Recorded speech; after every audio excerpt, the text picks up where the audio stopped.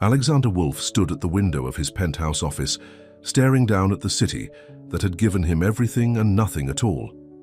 His reflection showed a man dressed in an expensive suit, but his eyes looked tired and empty. Another boring board meeting had just ended, and he was alone again. Always alone. "Mr. Wolf, your mother is on line 1. His secretary's voice crackled through the intercom.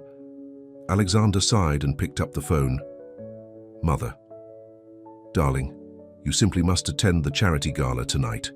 Victoria Wolf's voice dripped with her usual commanding tone. "The Carltons will be there. Their daughter Jessica would be perfect for you." "I'm not interested in being matched up again," Alexander said, rubbing his temples. "I have work to do." "You're 40 years old, Alexander. It's time you settled down properly.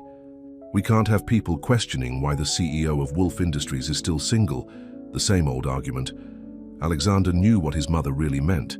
They needed to erase the scandal from 10 years ago when he'd broken things off with Sophia Carter just weeks before their wedding. The society papers had talked about it for months. "I'll think about it," he said, knowing it would be easier than arguing. After hanging up, Alexander walked to the bar in his office and poured himself a drink. The amber liquid didn't taste like anything anymore. Nothing did. He loosened his tie and sat down heavily in his leather chair, the same chair where 10 years ago he'd made the biggest mistake of his life. The memory came rushing back, as fresh as yesterday. Sophia standing there in her simple, blue dress, her dark hair falling around her shoulders, tears streaming down her face as she begged him to choose love over money. "Your parents don't control your life, Alex," she'd said. "We can make it on our own. I don't need their money or their approval. I just need you." But he'd been weak. His father had threatened to cut him off completely, to destroy his career before it began. The Wolfs didn't marry common girls from middle-class families. They certainly didn't marry ambitious young women who wanted careers of their own instead of playing society wife. "I'm sorry," he told her, "but this is who I am. This is my world. You'll never belong in it." The lie had tasted like ash in his mouth, because the truth was Sophia had been too good for his world, too genuine, too full of dreams and determination, while the women in his social circle competed over who had the most expensive handbag. Sophia had been working 2 jobs to put herself through business school. Alexander drained his glass and stood up abruptly. He needed to get out of this office, away from the memories. "Cancel my afternoon appointments," he told his secretary on his way out. "I'm taking a walk." The streets of Manhattan were crowded with the usual afternoon rush. Alexander walked without any real destination, letting himself get lost in the sea of faces. Sometimes he imagined seeing her in the crowd, a flash of dark hair, a familiar laugh, but it was never her. He stopped at a newsstand, his eye caught by the cover of Business Weekly. And then his heart stopped. There she was, Sophia Carter, looking more beautiful than ever in a perfectly tailored suit, her smile confident and powerful. The headline read, "Rising Star, How Sophia Carter Built a Tech Empire from Nothing." Alexander's hands shook as he bought the magazine and ducked into the nearest coffee shop. He read the article 3 times, drinking in every word. In 10 years, Sophia had done exactly what she'd always said she would. She'd started her own technology company, focusing on educational software for underprivileged schools. The company had grown exponentially, and now Carter Educational Tech was worth billions. She'd done it all without him, without his family's connections or his father's money. The article mentioned she would be speaking at the National Technology Conference next week, right here in New York. Alexander stared at her photo for a long time. The young woman he'd known was still there in her eyes, but now there was something else too. A strength, a certainty. This wasn't the girl who had begged him to choose her. This was a woman who had chosen herself. His phone buzzed, another message from his mother about the gala tonight. Alexander deleted it without reading it, for the first time. In 10 years, he felt truly awake. The fog of regret and routine that had surrounded him was lifting, replaced by a singular purpose. He had to see her again, had to try to explain, to apologize, to... what? He didn't even know. But seeing her face had cracked open something inside him that he'd spent a decade trying to keep sealed. Back in his office, Alexander called his assistant. Get me a ticket to the National Technology Conference next week. All sessions. But sir, you have the board retreat scheduled for those days. Cancel it. Cancel everything. After hanging up, he looked out at the city again. Somewhere out there, Sophia Carter was living the life she'd always dreamed of. The life he should have been brave enough to share with her. His mother would say he was being foolish. The old Alexander would have agreed, but he wasn't that man anymore. Or at least he didn't want to be. He picked up the magazine again, tracing her face with his finger. "I'm sorry," he whispered to the image. "I'm so sorry I was such a coward." The sun was setting over Manhattan, painting the sky in shades of pink and gold. In penthouses and boardrooms across the city, the elite of New York society were preparing for another evening of pretending to care about charity while making business deals. Alexander Wolf, for the first time in 10 years, had other plans. He had a second chance, and this time he wasn't going to let fear stop him. What he didn't know was that getting Sophia to even look at him again would be the hardest battle he'd ever fought, and that the woman he'd left behind was no longer the only one with the power to break his heart. Sophia Carter took a deep breath as she looked at herself in the mirror of her hotel bathroom. Her dark hair was perfectly styled, her navy blue suit immaculate, but her hands wouldn't stop shaking. "Come on, Sophia," she whispered to herself. "It's just another conference. You've done this 100 times. But this wasn't just another conference. This was New York, his city." Her assistant Jenny knocked on the door. "Ms. Carter, the car is waiting downstairs." "I'll be right there," Sophia called out, straightening her shoulders. She wouldn't let thoughts of Alexander Wolf distract her. Not today. Not ever again. The drive to the conference center was quiet. Sophia reviewed her speech notes, even though she knew them by heart. Her company's new educational software could help millions of underprivileged children access quality education. That was what mattered. Not old heartbreaks or broken promises. "Did you see who's registered for the conference?" Jenny asked, scrolling through her tablet. Sophia's heart skipped a beat. "I don't check the attendance lists anymore. You know that." "But Ms. Carter, Alexander Wolf is—" "Jenny."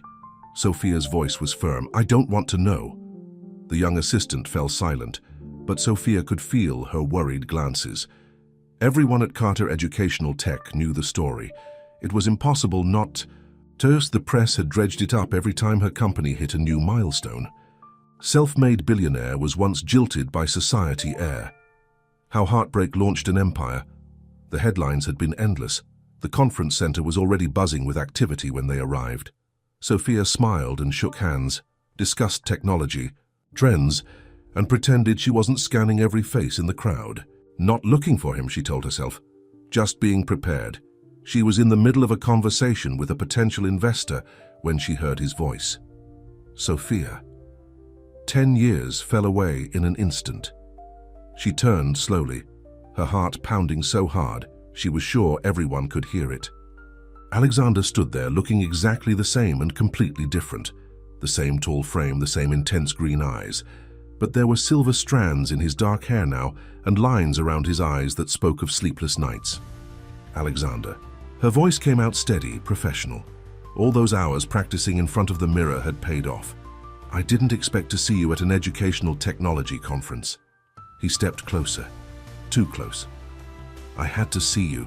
The investor she'd been talking to discreetly moved away, leaving them alone in their bubble of tension. Well, now you have, Sophia said coolly. If you'll excuse me, I need to prepare for my keynote speech. She turned to leave, but his hand caught her arm. The touch sent electricity through her body, and she hated herself for still reacting to him after all these years. Please, he said softly, just have coffee with me. Let me explain. Sophia pulled her arm away. Explain what? How you chose your family's money over our love. How you told me I'd never belong in your world. Or maybe you'd like to explain how you got engaged to Jessica Carlton 6 months after breaking my heart. The color drained from his face. You know about that. Of course I know. It was in every society page. Sophia's laugh was bitter. Don't worry, I didn't read them. My mother did. She called me crying, thinking it would break me all over again. The engagement didn't last, Alexander said quickly. I don't care, Sophia cut him off. I really don't. That's the thing you need to understand, Alexander. I spent years caring, years wondering what I could have done differently, how I could have been enough for you and your family. But then I realized something. I was always enough. You were the one who wasn't strong enough to stand up for what we had. People were starting to stare. Sophia lowered her voice. I have a speech to give, about real things that matter, about helping children who don't have trust funds or family connections get the education they deserve. So please, just leave me alone. She walked away, her heels clicking against the marble floor. She didn't look back. She couldn't. In the empty hallway leading to the speaker's preparation room, Sophia finally let herself lean against the wall. Her legs were shaking. Jenny appeared with a bottle of water. Are you okay? I saw him talking to you. I'm fine, Sophia said automatically. Then she shook her head. No, I'm not fine, but I will be. I have to be. She took a long drink of water, trying to wash away the taste of memories. The way he used to look at her like she was his whole world. The plans they'd made late at night, talking about their dreams, the moment he'd chosen his family's approval over their love. Do you want me to make sure he doesn't attend your session? Jenny asked. Sophia straightened up. No, let him come. Let him see exactly what he walked away from. She spent the next hour reviewing her presentation, forcing herself to focus on the numbers, the statistics, the success stories of students whose lives had been changed by her software. When it was time, she walked onto the stage to thunderous applause. The lights were bright, but not bright enough to hide Alexander's face in the third row. He was staring at her with an intensity that made her skin burn. Sophia took a deep breath and began to speak. She talked about her company's mission, about the importance of equal access to education. She didn't mention how the idea had been born in those dark days after Alexander left her, when she'd thrown herself into her work to avoid thinking about him. She didn't talk about the nights she'd spent coding until sunrise, or the investors who'd laughed at her initial business plan. She didn't mention how every rejection had made her stronger, more determined to prove that a common girl could build something extraordinary. But she could see in Alexander's eyes that he understood, that he was finally seeing the full magnitude of what he'd walked away from. When the speech ended, the applause was deafening. Sophia smiled, thanked the audience, and walked off stage with her head held high. In her dressing room, she found a bouquet of white roses, her favorite. The card simply said, "You were always extraordinary. I was just too blind to deserve you." Sophia stared at the flowers for a long moment. Then she picked them up and dropped them in the trash. "Jenny," she called to her assistant. "Change. My flight. We're leaving tonight instead of tomorrow. But the closing ceremony, I've said everything I needed to say." As her car pulled away from the conference center, Sophia's phone buzzed with a text from an unknown number. "Please don't run away again, not until we've really talked. Alexander." Sophia's finger hovered over the delete button, but something stopped her. Maybe it was curiosity. Maybe it was that tiny part of her heart that had never truly healed. Or maybe it was time to face the past so she could finally, completely move on. She put the phone away without responding. Let him wonder. Let him wait. Let him feel a fraction of what she'd felt all those years ago, because Sophia Carter wasn't that heartbroken girl anymore.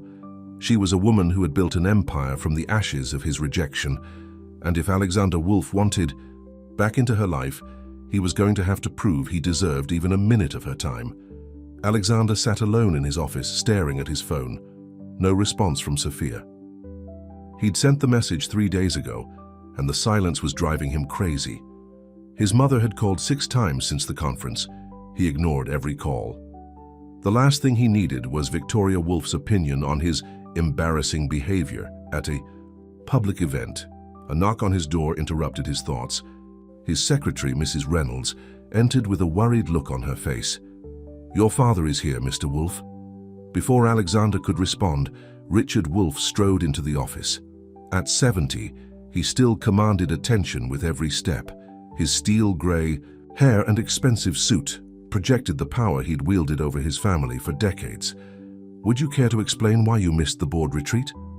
Richard's voice was cold. or why you're suddenly interested in educational technology. Alexander stood up, matching his father's height. I don't answer to you anymore, Dad. I haven't for years. You answer to the board, and the board answers to me. Richard walked to the bar and poured himself a drink. I saw the conference coverage. Sophia Carter. Really, Alexander? Haven't you embarrassed this family enough? Embarrassed the family? Alexander laughed bitterly. By falling in love with a woman who built a billion-dollar company from nothing, who's changing lives while we sit in our ivory tower counting money. Richard slammed his glass down. Don't be naive. She built that company to spite us, to prove Gus wrong. And now you're falling for it like a fool. No, Dad, I was a fool 10 years ago when I listened to you and Mom. When I threw away the best thing in my life because I was too scared to stand up to you. We protected you, Richard growled. That girl would have ruined you, turned you soft with all her talk about helping people and making a difference. Alexander walked to his father until they were face to face. Get out of my office. Excuse. Me? You heard me. Get out and tell Mom to stop calling. I'm done letting this family control my life. Richard's face turned red.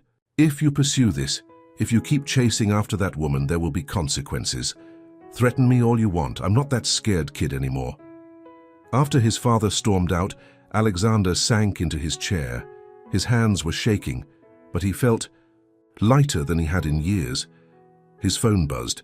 His heart jumped, thinking it might be Sophia, but it was a news alert. Breaking. Carter. Educational Tech announces major partnership with Silicon Valley giant. Alexander clicked the link. There was Sophia, shaking hands with Mike Chen, CEO of Future Tech Solutions. The article mentioned a joint venture worth billions, expanding her educational software globally. He scrolled through the comments. People were calling her the next Steve Jobs, a visionary, a revolutionary. Mr. Wolf. Mrs. Reynolds appeared at his door again. Your mother is on line 1. She says it's urgent. Tell her I'm in a meeting. Alexander grabbed his coat. Actually, tell her I'm leaving early today. I have somewhere important to be. An hour later, he stood outside the Manhattan offices of Carter Educational Tech. The modern glass building was a far cry from the stuffy old architecture of Wolf Industries. I'm sorry, sir, the receptionist said. Ms. Carter is in meetings all day. Please, Alexander said. Just tell her Alexander Wolf is here. 5 minutes, that's all I'm asking. Mr. Wolf. A familiar voice made him turn. Jenny, Sophia's assistant, from the conference, stood there with a stack of files. Her expression was not friendly. Ms. Carter doesn't want to see you, she said firmly. I understand that, but I need to talk to her. Please, I'll wait as long as it takes. Jenny studied him for a long moment. She's not here. She's at the Children's Center in Brooklyn checking on the pilot program. Alexander's heart leaped. Which center? I shouldn't tell you this, Jenny sighed. But she's at the Hope Street Center. Just don't make me regret this. 30 minutes later, Alexander's car pulled up outside a renovated brick building in Brooklyn. A colorful sign read, Hope Street Community Center, home of the Future Tech Initiative. He heard her voice before he saw her. Sophia was sitting with a group of children, showing them something on a tablet. Her face was animated, her smile genuine as she explained the software. See? Now you can practice these problems at home even if you don't have a computer. The app works on any phone. A small girl raised her hand. Ms. Carter, will you come back and help us again? Of course I will, sweetie. Every week. Alexander watched. From the doorway, his heart aching. This was the woman he'd let go, the woman who had turned her dream of helping others into reality. One of the teachers noticed him. Can I help you? Sophia's head snapped up at the question.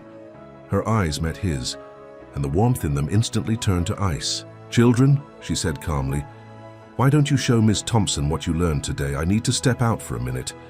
She walked toward Alexander, her heels clicking on the linoleum floor. Without a word, she grabbed his arm and pulled him into an empty classroom. Are you stalking me now? Her voice was quiet but sharp. I had to see you. In front of children at my program. Sophia's eyes flashed. This is my safe space, Alexander. The one place I go to remember why I do what I do. How dare you come here? I saw the news about Future Tech Solutions. he said quickly. "The global expansion. It's amazing, Sophia. You're amazing." "Stop." She held up her hand. "Just stop. You don't get to congratulate me. You don't get to be proud of me. You lost that right 10 years ago." "I know." Alexander stepped closer. "But I want to earn it back. Please, just have dinner with me. One dinner. Let me explain everything." Sophia laughed, but there was no humor in it. "Explain what?" "How your father threatened to cut you off. How your mother said I wasn't good enough for her precious son. I know all of it, Alexander. I wasn't blind." "Then you know why I was scared, but I'm not scared anymore." "No," she said softly. "Now you're just desperate." "Because I finally became someone your family would approve of, didn't I? Now I'm rich enough, successful enough. Funny how that works." The truth in her words hit him like a punch. "That's not why—" "Save it." Sophia walked to the door.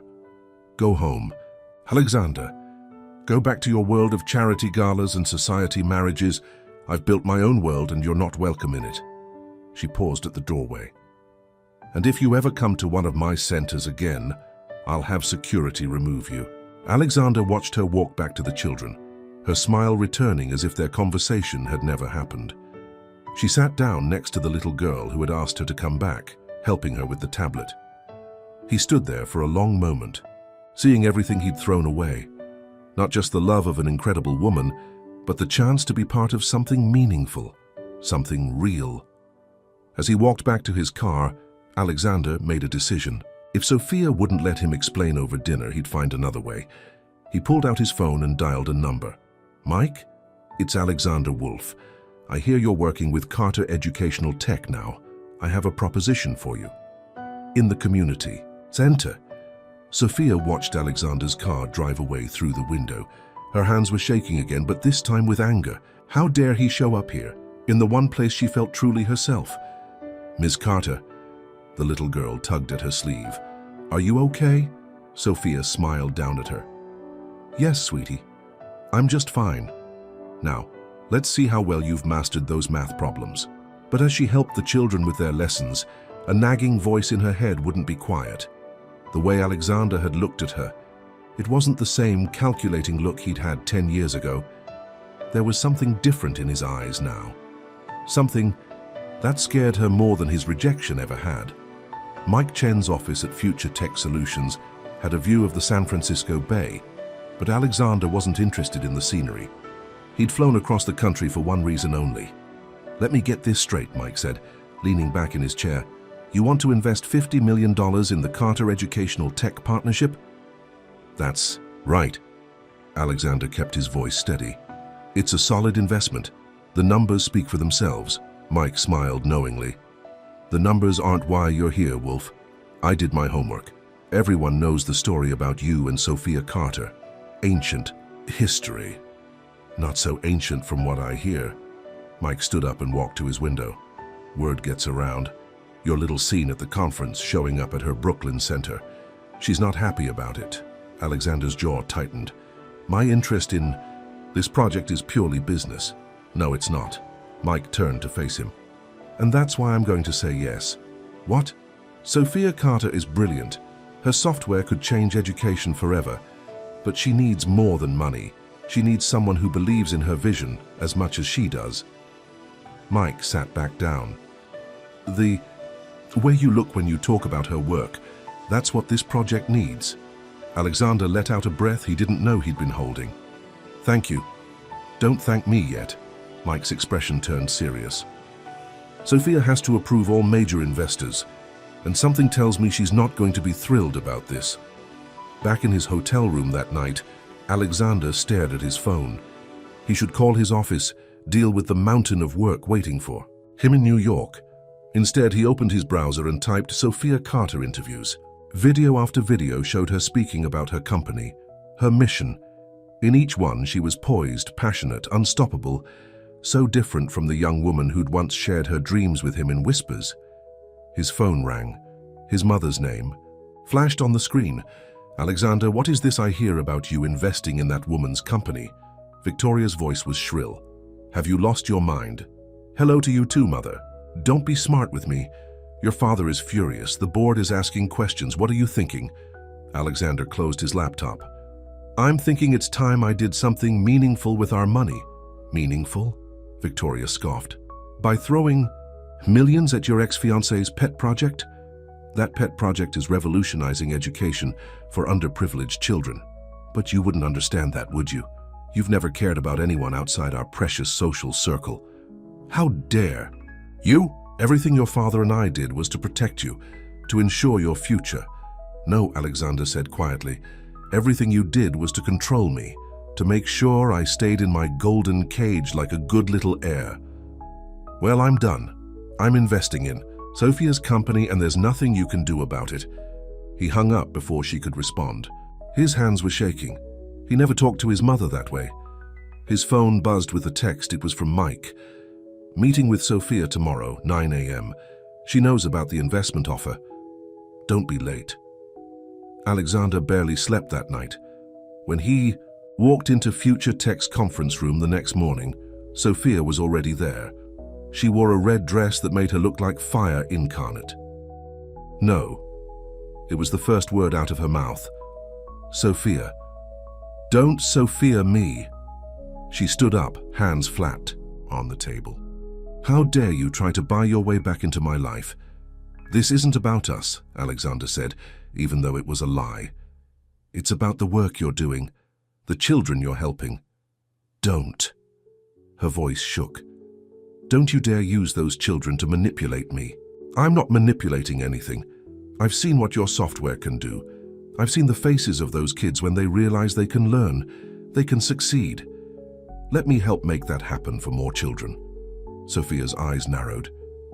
And what do your parents think about this generous investment? They hate it. Alexander smiled slightly. They think I've lost my mind. Maybe you have? Maybe. He took a step closer. Or maybe I've finally found it. Sophia looked away, but not before he saw something flicker in her eyes. Doubt. Hope. He couldn't tell. The investment comes with no strings, he said softly. No board seat, no control over decisions, just capital to help you expand faster. Everything with you has strings, Sophia snapped. Everything comes with conditions and expectations and disappointment. Not anymore. Alexander pulled a document from his briefcase. Here's the deal, read it, every word, you'll see. I'm not trying to take anything from you this time. I'm just trying to give something back. Sophia stared at the papers for a long moment. Then she pressed a button on the conference phone. Jenny, come in here please, and bring my lawyer.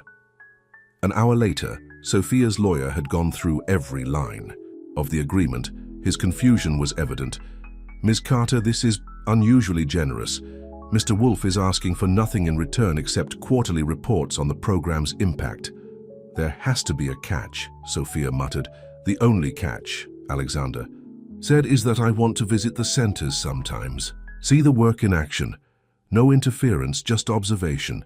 Sophia's head snapped up. You want to spend time with the children? I want to see what real change looks like. Alexander met her gaze steadily. I want to understand what I was too, blind to see 10 years ago. The room was silent for what felt like hours. Finally, Sophia picked up a pen. If you try to use this to control me, to force your way back into my life, I won't. She signed the papers, her signature bold and confident. Don't make me regret this. As Alexander left the building, his phone rang again, his father's name on the screen. The board is calling an emergency meeting, Richard growled. This ridiculous investment of yours. Alexander hung up. For the first time in his life, he didn't care about his father's threats or his mother's disappointment, because he'd seen something when Sophia signed those papers. A tiny crack in the wall she'd built around her heart. A glimmer of the connection they'd once shared. It wasn't much, but it was a start. What he didn't know was that back in the conference room, Sophia was staring at his signature next to hers, remembering another piece of paper they were supposed to sign together. A marriage license that never was. Jenny, she called to her assistant, get me everything you can find about Wolf Industries' charitable giving. I want to know if this is real or just another game. Because despite everything her head was telling, her heart remembered the way Alexander used to look at her across crowded rooms. The way he'd looked at her today, like she was still the only thing in the world that mattered. The morning headlines hit like bombs across New York's social circles. Wolf heir defies family, invests millions in ex-fiancé's company. Sophia stared at her tablet, reading article after article about Alexander's romantic gesture and bid for redemption. "These people have nothing better to write about," she muttered, tossing the tablet aside. Jenny walked into her office with a stack of papers. The background check on Wolf Industries came back. "You're going to want to see this." Sophia took the file and started reading. Her eyes widened. "Is this accurate?" "Triple-checked." Jenny nodded. "In the past month, Alexander has quietly sold off most of his personal assets. His penthouse, his vacation homes, his car collection, everything except his company shares. But why would he? Ms. Carter." Her secretary's voice came through the intercom. "Victoria Wolf is here to see you." Sophia's blood ran cold. She hadn't seen Alexander's mother since that terrible day 10 years ago, when Victoria had offered her a check to disappear from Alexander's life. "Send her in." Victoria Wolf hadn't changed. She still wore her perfectly tailored suits and strings, of real pearls like armor. Her silver hair was expertly styled, her makeup flawless, but her eyes were cold as ever. "Ms. Carter." Victoria didn't wait for an invitation to sit. "I assume you know why I'm here." "Actually, I don't." Sophia kept her voice steady. "But I'm sure you'll tell me. This little game you're playing with my son needs to stop." Sophia laughed without humor. "Game? Your son came to me with a business proposition. That's all else, please." Victoria waved her hand dismissively. "Alexander is throwing away everything. His reputation, his inheritance, his position in society, all to chase some romantic fantasy about the girl who got away. That's not my problem." Sophia stood up. "Your son is a grown man. If he wants to invest in educational technology, that's his choice." Victoria's eyes narrowed. "You've changed. The scared little girl who used to come to our house for dinner would never have spoken to me this way. You're right, I have changed. That scared little girl grew up and built something meaningful, something your family's money couldn't buy. Is that what this is about?" Victoria reached for her handbag. "Revenge? Proving us wrong? Well, congratulations. You've made your point. Now, name your price." Sophia's heart stopped. Just like 10 years ago, Victoria Wolf was pulling out her checkbook. "Get out." "Excuse me? Get out of my office." Sophia's voice shook with rage. "I'm not that desperate girl anymore. You can't buy me off. And you can't control Alexander by threatening to cut him off, because guess what? He's already cut himself off." Victoria's perfectly composed face cracked slightly. "What?" Sophia picked up the background report. "He sold everything, his homes, his cars, his art collection. He's not dependent on your money anymore. Did you know that?" For the first time in her life, Sophia saw Victoria Wolf look uncertain. "You're lying. Check for yourself. Your perfect son is choosing his own path. And it's killing you, isn't it? The idea that you can't control him anymore?" Victoria stood up so quickly her chair nearly fell. "This isn't over." "Yes, it is." Sophia walked to the door and opened it. "Jenny will show you out." After Victoria left, Sophia sank into her chair, trembling. Jenny rushed in with a glass of water. "Are you okay? Call the car. I need to go to the Brooklyn Center." The children's laughter always calmed her. Sophia spent the afternoon helping with homework, watching kids master new concepts on her software. This was real. This mattered. "Ms. Carter?" One of the teachers approached her. "There's someone here to see you." Sophia turned, expecting Alexander. Instead, she saw his father. Richard Wolf looked out of place in the community center, his expensive suit a stark contrast to the colorful walls covered in children's artwork. "What do you want?" Sophia asked tiredly. "To understand." Richard's voice was quieter than she remembered. "Show me what my son is investing in." Sophia studied him for a long moment. Then she nodded to one of the empty classrooms. "Sit." She pulled up her software on a tablet and handed it to him. For the next hour, she explained how it worked, how it adapted to each child's learning style, how it could help students who were falling behind catch up. Richard was silent throughout her presentation. Finally, he looked up. "This is why he's willing to give up everything?" "He's not giving up anything," Sophia said firmly. He's choosing to do something that matters. Victoria went to see you today. Yes. She offered you money to stay away from him, just like last time. Sophia took the tablet back. It didn't work then either. Richard stood up slowly. You really loved him, didn't you? It wasn't about our money or our name. I loved him enough to let him go when he chose your world over our future. Sophia met his gaze. But I loved myself enough to build my own world without him. And now he wants to be part of your world. That's his choice. Sophia walked to the door, just like it was his choice to leave 10 years ago. Richard reached into his pocket and pulled out an envelope. Before you make any decisions about my son, you should see this. Sophia took the envelope warily. What is it? Letters. One for every year since you left. He wrote them but never sent them.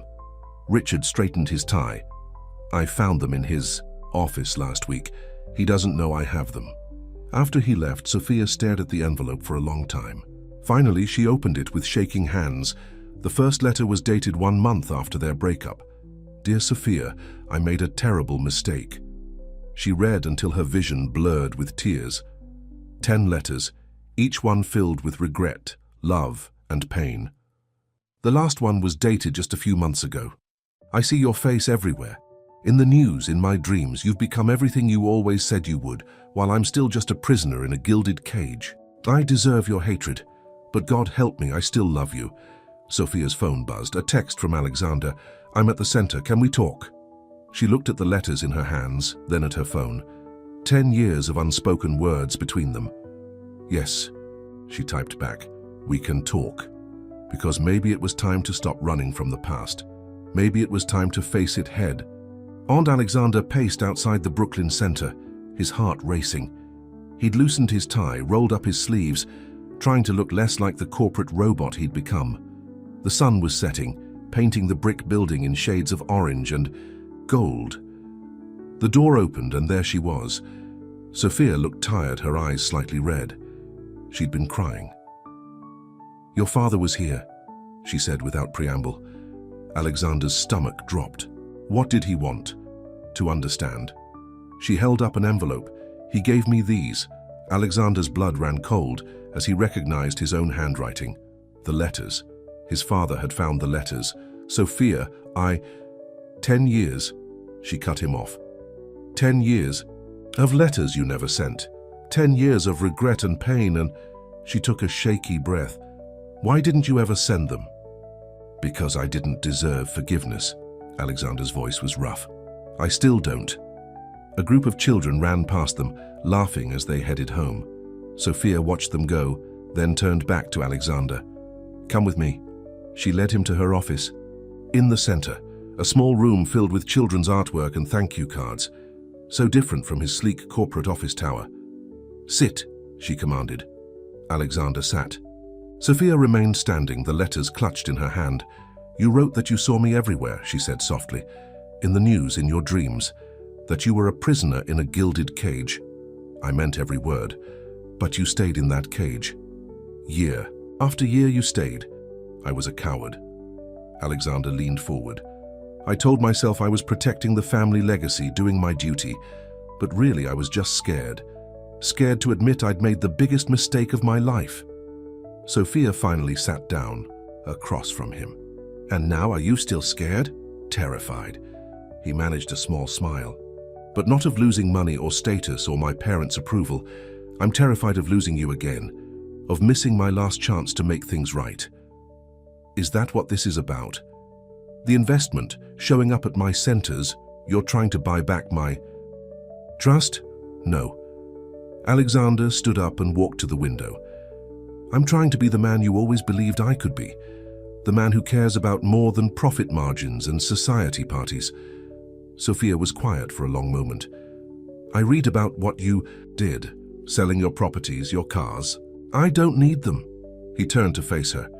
I don't need any of it. What I need is to do something meaningful with my life, something real. And what does your mother think about that? Alexander laughed without humor. She came to see you, didn't she? With her checkbook, just like last time. I'm sorry. He took a step toward her. I'm so sorry she did that to you. Both times. I'm not. Sophia stood up, squaring her shoulders. That check she offered me 10 years ago? It was the wake-up call I needed. I realized I would never be good enough for them no matter what I did. So I decided to be good enough for myself instead. You're more than good enough. Alexander's voice cracked. You're extraordinary. And I was an idiot not to fight for you. Sophia looked down at the letters in her hands. In your last letter, you wrote that you still love me. Alexander's heart stopped. Yes. Even after all these years, I never stopped. He took another step closer. I tried, God knows I tried, but no one else ever came close to you. That's not fair. Sophia's eyes filled with tears. You don't get to say these things now. Not after everything. I know it's not fair, but it's the truth. Alexander was close enough now to see the tears clinging to her eyelashes. I love you, Sophia. I love your strength, your passion, your determination to make the world better. I love that you proved my parents wrong about everything. Stop. She put a hand on his chest, keeping him from coming closer. Just stop. But she didn't move away. Her hand stayed there, feeling his heartbeat through his shirt. I built this life without you, she whispered. I'm proud of who I've become. I can't let you waltz back in and mess everything up. I don't want to mess anything up. Alexander covered her hand with his. I want to help you build something, even bigger. Not as your investor or your ex or anything else, just as someone who believes in you, someone who never stopped believing in you, even when I was too weak to show. Sophia looked up at him, and for a moment he saw a flash of the young woman who had once loved him without reservation. I need time, she said finally, pulling her hand away. It's too much. Alexander nodded, stepping back. Take all the time you need. I'm not going anywhere this time. She walked him to the door of the center. The street was quiet now, the last rays of sunlight fading. I have a board meeting tomorrow, Sophia said, to discuss the expansion plans. No, will you be there? As an investor? Alexander smiled slightly. Only if you want me to be. Sophia seemed to struggle with herself for a moment. Then she said, Come, but sit in the back. I don't want any distractions. I'll be as invisible as possible. She almost smiled at that. Almost. As Alexander walked to his car, he felt lighter than he had in years. She hadn't forgiven him. Not yet. But she hadn't sent him away either. His phone buzzed. A message from his father. We need to talk. About the letters. About everything. For the first time in his life, Alexander wasn't afraid of that conversation. Back in her office, Sophia sat down heavily in her chair. She pulled out the letters again, running her fingers over the familiar handwriting. Miss Carter? Jenny appeared in the doorway. I have those reports you wanted for tomorrow's meeting. Put them on my desk. Sophia didn't look up from the letters. And Jenny, cancel my dinner plans tonight. I have some reading to do. Because maybe, just maybe, the past wasn't finished with her yet. And maybe, for the first time in 10 years, she was ready to face it. The Carter Educational Tech boardroom buzzed with excitement. Sophia stood at the head of the table presenting the global expansion plans with her usual confidence. But she was acutely aware of Alexander sitting quietly in the back corner, watching her with those intense green eyes. With the new investment, she continued, pulling up the next slide, we can roll out the program to 50 more schools by the end of the quarter. And what about the concerns over future tech's involvement? One of the board members asked. The press is speculating about a possible takeover. There will be no takeover, Sophia said firmly. Both Future Tech and Mr. Wolf's investment come with no strings attached. We maintain full control. She didn't look at Alexander, but she could feel him shift in his chair. After the meeting, board members crowded around her with questions and congratulations. Alexander stayed in his corner, patient, waiting. Finally, the room cleared except for them. You were amazing, he said softly. I know. Sophia started gathering her papers.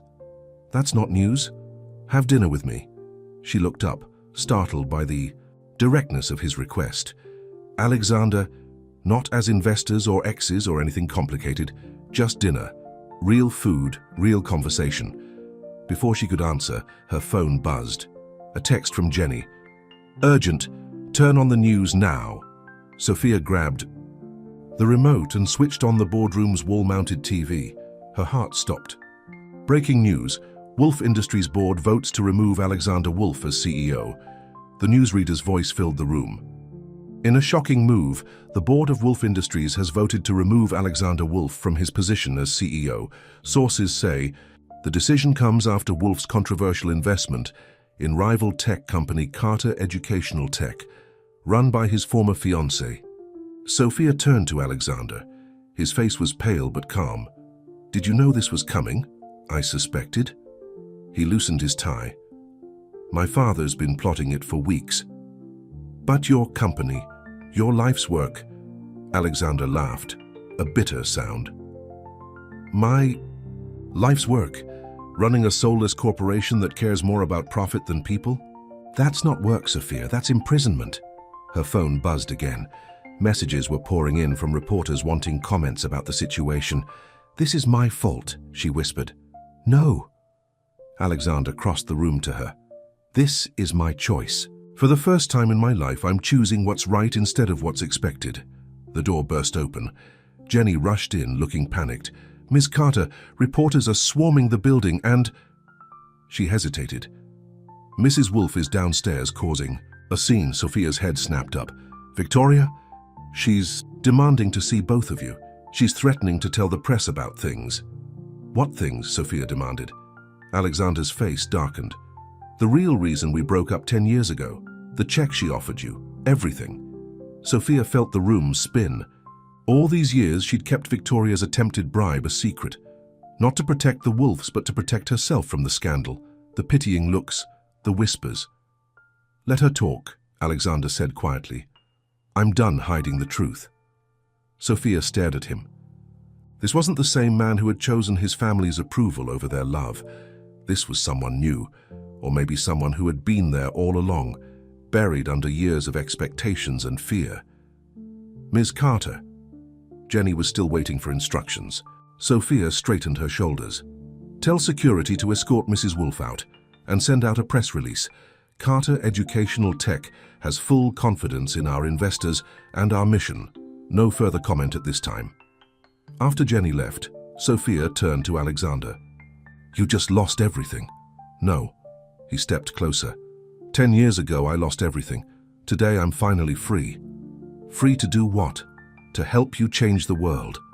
His voice was soft but sure. To be the man I should have been back then, if you'll let me. The TV was still playing in the background, showing footage of Victoria Wolf being escorted from the building, Richard Wolf making stern statements to the press. Their perfect world was crumbling, and for once, Alexander didn't seem to care. That dinner you mentioned, Sophia said slowly. Is the offer still open? Alexander's eyes lit up. Yes. Good. She gathered her things. Because we have a lot to talk about, starting with what you plan to do now that you're unemployed. Smiled. A real smile, not the polished one he used for business meetings. I have some ideas. There's this amazing educational software company that might need help expanding globally. Don't push your luck, Wolf. But she was almost smiling too. They left through the back entrance to avoid the press. In the car, Sophia's phone kept buzzing with messages and alerts. The business world was exploding with speculation about Alexander's removal, about their connection, about what it all meant. We could leave the city for a few days, Alexander suggested. Wait for the storm to pass. Sophia shook her head. I don't run from storms anymore, and neither should you. He looked at her with something like awe. When did you get so strong? I was always strong. You just couldn't see it through your family's prejudices. The words should have hurt him, but they didn't. Because she was right. I see you now, he said quietly. I see everything. They pulled up to a small Italian restaurant, nothing fancy, nothing like the expensive places he used to take her. Through the window, they could see families eating. Dinner, couples talking, normal people living normal lives. One dinner, Sophia said firmly. That's all I'm promising. That's all I'm asking for. Alexander opened her door. One chance to start over. As they walked into the restaurant, both of their phones buzzed simultaneously. New headlines were, "Breaking. Victoria Woolf makes shocking allegations about son's failed engagement. Richard Woolf steps down as chairman amid family drama. Carter Educational Tech stock soars." Despite controversy, they looked at each other, then turned off their phones. "Tomorrow," Sophia said. "We'll deal with all of it tomorrow." Because tonight was about two people trying to find their way back to each other. Not as the billionaire heir and the woman who wasn't good enough, but as Alexander and Sophia, older, wiser, and maybe, just maybe, ready to heal the wounds of the past. The hostess led them to a quiet corner table. As they sat down, their eyes met across the candlelight, and for a moment, 10 years melted away. Then Sophia opened her menu, and reality came back into focus. They weren't the same people they had been. Maybe that was a good thing. "So," she said, "tell me about these ideas you have for my company." And Alexander began to talk, his eyes bright with passion and possibility, while outside their quiet bubble, the world they'd both known continued to change forever. The morning papers were merciless. Victoria Woolf's revelations had sparked a media frenzy. Every detail of their past was being dug up and dissected. Pictures of young Sophia and Alexander were everywhere, along with the infamous check Victoria had tried to use to buy her off. Sophia sat in her apartment, surrounded by newspapers, feeling strangely calm. Her phone had been ringing non-stop since dawn. "We should release a statement," Jenny said, pacing the living room. "Get ahead of the story." "No." Sophia set down her coffee cup. "Let them talk. I have nothing to be ashamed of." Her doorbell rang. Jenny went to check and came back looking worried. "It's Richard Woolf." Sophia's calmness wavered. "Send him up." When Richard walked in, he looked older than she'd ever seen him. His usual commanding presence was diminished. His shoulders slumped under his expensive suit. "I came to apologize," he said without preamble. Sophia gestured for him to sit. Jenny quietly left the room. "Victoria should never have gone to the press," Richard continued. "What she did, revealing private matters, it was unforgivable. But you're not just here to apologize for your wife, are you?" Richard shook his head slowly. "No, I'm here because I need your help." Sophia almost laughed. "My help? After everything your family did to me?" "Alexander won't answer my calls. He's completely cut ties with us. The company is in chaos, the board is divided, and our reputation," he trailed off. "And you think I can fix this?" "I think you're the only one who can." Richard leaned forward. "You've built something remarkable, Sophia. Something real. Alexander sees that. He's changed because of you. He changed because he finally chose to be himself instead of what you wanted him to be." Richard was quiet for a moment. "Perhaps you're right, but the company, it employs thousands of people, good people, who don't deserve to suffer because of our family's mistakes." Before Sophia could respond, her phone buzzed with a text from Alexander. "Turn on the business news." She grabbed the remote. The TV showed Alexander standing at a podium, looking confident in a simple blue suit. No tie, no pretense. "For too long, Woolf Industries has been focused solely on profit," he was saying. "Today I'm announcing the creation of the Woolf Foundation for Educational Innovation. I'm pledging half of my personal shares in the company to fund educational programs for underprivileged children across the country." Richard made a choked sound. "He can't do this. He already has." Sophia couldn't help smiling. "He's finally doing something that matters." Her phone rang. "Alexander, did you see?" he asked when she answered. "I saw. Your father's here." A pause. "What does he want?" "Help. The company's in trouble." "Let it fall," Alexander said firmly. "We can build something better from the ashes. We—" Another pause. I didn't mean to presume." "Come over," Sophia said suddenly. "Both of you need to hear what I have to say." 30 minutes later, Alexander arrived. The tension between father and son was thick enough to cut with a knife. "Sit down, both of you," Sophia commanded. They sat, these two powerful men who had once controlled her fate, now waiting for her words. "Here's what's going to happen," she began.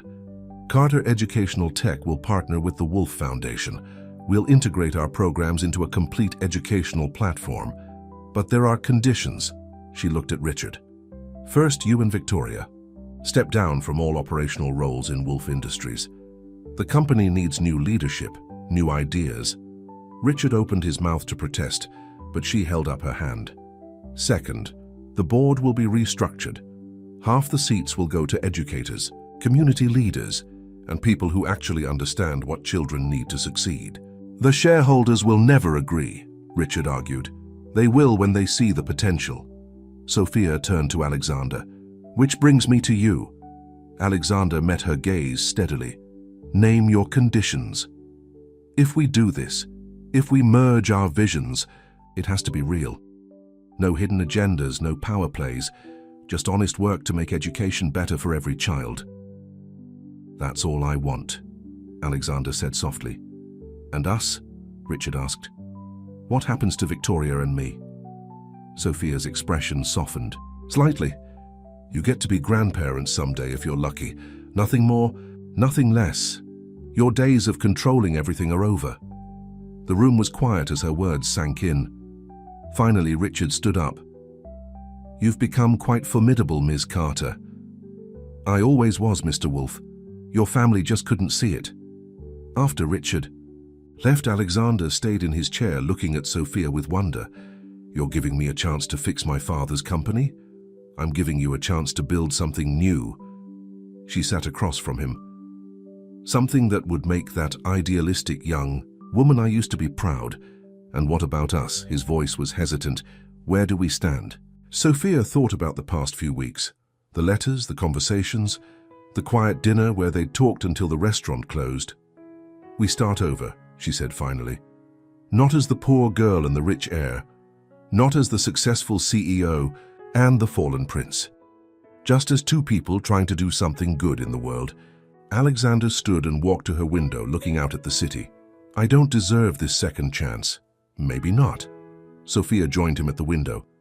But those kids we're going to help. They deserve every chance we can give them. He turned to face her, and suddenly they were very close. I still love you, he said quietly. I need you to know that isn't about business or redemption or anything else. I just love you. Sophia felt tears in her eyes. I know. But love isn't enough on its own. We need trust, honesty, equality. Then we'll build those too. Alexander smiled slightly. We're good at building things now, aren't we? Before she could respond, her phone buzzed. Another news alert. Breaking. Carter Educational Tech and Wolf Foundation announce historic partnership. They looked at each other in surprise. How did they know? Alexander asked. Jenny, they said in unison and laughed. The sound of their shared laughter seemed to break something in the air between them. Sophia reached for his hand, and Alexander took it, squeezing gently. Outside, reporters were probably already gathering. Victoria was probably plotting her next move. The business world was probably exploding with speculation, but in that moment, none of it mattered. Because two people who had lost their way had finally found a path back to each other, not through wealth or power or society's approval, but through a shared dream of making the world a little better. 6 months had passed since the announcement of the partnership between Carter Educational Tech and the Wolf Foundation. Autumn had turned to winter, and snow fell softly outside the windows of the Brooklyn Center. Sophia watched as Alexander sat on the floor with a group of children, helping them with their math problems on the tablets. His expensive suit was wrinkled, his hair slightly messy, but his smile was real. Mr. Alex, a little girl named Maria tugged at his sleeve. I got it right. You sure did. Alexander high-fived her. See? Fractions aren't so scary after all. Sophia's heart squeezed. This was the man she'd always known was hiding behind the corporate mask. This was the Alexander she'd fallen in love with all those years ago. Ms. Carter, Jenny appeared at her side. The reporters are here for the 1-year anniversary celebration. Right. The press conference. They were announcing the expansion of their program to 500 more schools across the country. Tell them we'll be right there. Alexander looked up and caught her eye. He said something to the children and stood up, brushing off his pants. Ready for this? He asked, walking over to her. Almost. She reached up and straightened his tie. Now you look like a proper education advocate. His hand caught hers before she could pull away. Sophia. Not now, she whispered. We have work to do. The past 6 months had been a delicate dance between them, working together, rebuilding trust, trying to ignore the spark that still flickered whenever they got too close. The press conference room was packed. Sophia took her place at the podium with Alexander beside her. 1 year ago, she began, we had a dream of bringing quality education to every child, regardless of their background. Today, I'm proud to announce that dream is becoming reality. She went through the numbers. Test scores improving, dropout rates falling, children discovering a love of learning through their program. But none of this would have been possible, she continued, without the vision and support of our partners, including someone who reminded me that it's never too late to learn, to grow, to become better. She glanced at Alexander, who was watching her with those intense green eyes. After the press conference, they escaped to her office. The celebration party wouldn't start for another hour. That was quite a speech, Alexander said, loosening his tie. I meant every word. Sophia sat on the edge of her desk. You have changed, Alexander. This isn't just some redemption project for you anymore. It never was. He stepped closer. It was about becoming the man you always saw in me, the man I wanted to be but was too scared to become. And now? Now I'm not scared of anything. His voice was soft, except losing you again. Before she could respond, there was a knock at the door. Jenny poked her head in. Sorry to interrupt, but Victoria Woolf is here. Sophia and Alexander exchanged looks. They hadn't seen his mother since the day she'd gone to the press with their story. Send her in, Sophia said. Victoria entered, looking thinner than before, less polished. The past months had clearly taken their toll. Mother. Alexander's voice was cool. What brings you here? Victoria's usual confidence faltered. I watched your press conference on TV, and I was wrong. The words seemed to cost her. About everything, about both of you. Sophia stayed quiet, watching this proud woman struggle with humility. The work you're doing, Victoria continued, it's remarkable. Those children, their faces when they understand something new. She took a shaky breath. I never understood before. Why education mattered so much to you, Sophia. Why Alexander was willing to give up everything for this, but now you do? Sophia couldn't keep the skepticism from her voice. I'm trying to. Victoria pulled something from her purse, an old photograph. I found this while packing up the house. We're selling it, moving somewhere smaller. The photo showed young Alexander reading to a group of children at a charity event. He couldn't have been more than 16. You were always meant for this, Victoria said softly to her son. I just couldn't see it through my own ambitions for you. Alexander took the photo, his expression unreadable. I don't expect forgiveness, Victoria continued, from either of you. But I wanted you to know I'm proud of what you've built. Together. She turned to leave, then paused. And Sophia, thank you for seeing in my son what I was too blind to see. After she left, the office was quiet. Alexander stared at the old photograph, lost in thought. Are you okay? Sophia asked softly. I don't know. He looked up at her. All these years, I wanted them to understand. Now that they do, it doesn't magically fix everything. No. He set the photo down, but maybe it's a start. Sophia moved closer, drawn by the vulnerability in his eyes. Your mother's right about one thing, she said. You were always meant for this. Teaching, helping, making a difference. We were meant for this, he corrected. Together. The word hung between them, heavy with meaning. Alexander, I know, we're taking things slow, rebuilding trust, being professional. Very professional, she agreed, even as she stepped closer. Absolutely professional, he murmured, his hand finding her waist. The knock on the door made them jump apart. Ms. Carter, Jenny called. The celebration is starting. Everyone's waiting. Sophia smoothed her dress, trying to calm her racing heart. We should go. Wait. Alexander caught her hand. Have dinner with me tonight. No work talk, no foundation business, just us. Sophia looked at their joined hands, thinking of all the reasons she should say no. They were finally in a good place professionally. The foundation was thriving. Why risk complicating things? But then she looked in his eyes and saw what she'd always seen there: love, hope, and now something new, wisdom earned through hard lessons. "Yes," she said softly. His smile lit up his whole face. "But right now," she added, pulling her hand away, "we have a room full of teachers, students, and supporters waiting to celebrate our success. Our success," and he repeated, like he couldn't quite believe it. They walked to the party together, not touching but close enough to feel the electricity between them. The room was filled with faces they'd come to know over the past year. Teachers, students, parents, all part of the community they'd built. Maria, the little girl from earlier, ran up to them. "Miss Carter, Mr. Alex, look what I made." She held up a drawing of two stick figures standing in front of a building labeled School. Between them was a big red heart.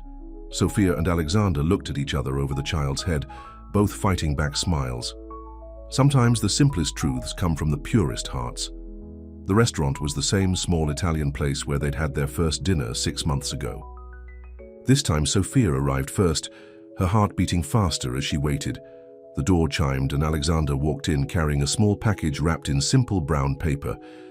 "Sorry I'm late," he said, sliding into the seat across from her. "Had to. Pick something up." "What's that?" "Open it." Sophia unwrapped the package carefully. Inside was a leather-bound book. When she opened it, she found photographs, newspaper clippings, and handwritten notes chronicling the past year of their work together. "Jenny helped me put it together," Alexander explained. "Every milestone, every success, every moment that brought us here." Sophia turned the pages slowly. There were pictures of children using their software, the opening of new learning centers, celebrations with teachers and families, and scattered throughout were moments between them. Subtle glances, shared smiles, the gradual rebuilding of something they'd thought was lost forever. "It's beautiful," she whispered. "Turn to the last page." She did. There, carefully preserved, was the drawing Maria had given them at the celebration party, the stick figures with the heart between them. Out of the mouths of babes, Alexander said softly, "Alexander, let me say this, please." He reached across the table and took her hand. "For the past year, we've been partners, colleagues, maybe even friends. We've built something amazing together. But Sophia, I want more." She started to speak, but he squeezed her hand. "I'm not the same man who let you go 10 years ago. You're not the same woman who begged me to choose love over money. We've both grown, changed, become stronger. But one thing hasn't changed. I love you. I never stopped loving you." Tears filled Sophia's eyes. "I know, I never stopped either." "Then, maybe it's time we stopped pretending this is just about business or redemption or anything else." Alexander's voice was gentle. "Maybe it's time we admitted that some love stories deserve a second chance." The waiter approached their table, but one look at them and he quietly backed away. "What about the foundation?" Sophia asked. "The work we're doing?" "It continues, gets bigger, better. But now maybe we do it not just as partners, but as what?" Alexander stood up and moved to her side of the table. Then, to her shock, he got down on one knee. "Alexander, what are you doing?" "What I should have done 10 years ago, choosing love and purpose over fear and expectation." He pulled out a small box. "This isn't the giant diamond my mother insisted on last time. It's simpler, real, like what we've built together." He opened the box to reveal a beautiful but understated ring. "Sophia Carter, will you marry me? Not because of business or family expectations or anything else, just because I love you and I want to spend the rest of my life building dreams with you." The restaurant had gone silent. Everyone was watching them, but Sophia barely noticed. All she could see was Alexander's eyes, clear, honest, full of love and hope. "Yes," she whispered. Then louder, "Yes." The restaurant erupted in applause as Alexander slipped the ring on her finger and pulled her into a kiss. Later that night, they walked through the snowy streets hand in hand. "We should stop by the center," Sophia said suddenly. "Now, it's closed." "I have a key. There's something I want to show you." The Brooklyn Center was quiet and dark, but Sophia led him confidently through the halls to her office. She went to her desk and pulled out a folder. "What's this?" "Open it." Inside, Alexander found papers, old ones, yellowed with age. His breath caught as he recognized them. "My letters," he whispered. "The ones my father gave you. Not just those." Sophia pulled out another stack. "These are my letters, the ones I wrote to you, but never sent."